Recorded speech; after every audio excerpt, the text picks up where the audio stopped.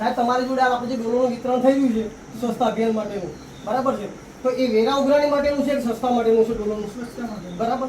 તો તમે લોકોને ગરીબોને કેમ એમ કહો છો કે ભાઈ તમે વેરો, મારી સાહેબ વાત સાંભળો સાહેબ, તમારી વાત સાંભળીશ, તમે એવું કેમ કહો છો કે તમે વેરો ભરશો તો જ તમને ડોલ મળશે? ડોલને વેરા શું લેવા દેવા? આ મોદી સાહેબનું અભિયાન શું છે? સ્વચ્છતા અભિયાન છે કે વેરા અભિયાન છે?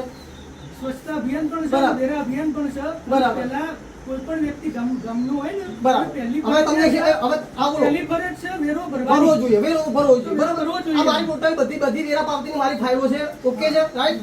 ભાઈ તમે વડીલ, આપણે કઈ તારીખ છે? 30/11/2024 છે, બરાબર. ચાલુ વર્ષ કયું ગણાય?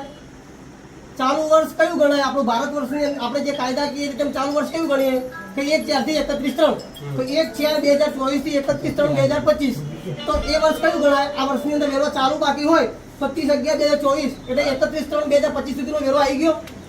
હવે જે સર્વિસ મળવાની છે 1/4/2025 થી 31/3/2026, તમે એડવાન્સ કઈ રીતે પૈસા માંગી શકો કોઈની જોડે? એડવાન્સ નથી માંગતા. કઈ રીતે માંગી શકો? વેરો છે અને ચાલુ વર્ષનો તમારા આવકનો દાખલો હું શું કહેવા માંગુ છું? તો એ વેરો તમારે ભરવો જ પડે. એક